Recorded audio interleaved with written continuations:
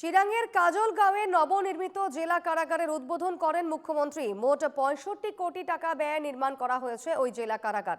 জেলের ভেতরে ৬৩৬ জন কয়েদিকে রাখার ব্যবস্থা করা হয়েছে। উত্তর পূর্বাঞ্চলের মধ্যে সবথেকে আধুনিক এই জেল এমনটাই চিহ্নিত করা হয়েছে কাজলগাঁওয়ের এই নবনির্মিত জেলটিকে।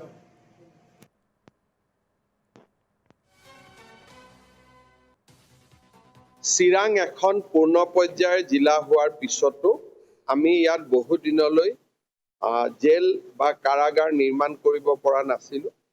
ৰাজ্য চৰকাৰে ৭২.৮০ কোটি টকা খৰচ কৰি আজি এখন সুন্দৰ জেল নিৰ্মাণ কৰি উলিয়াইছে।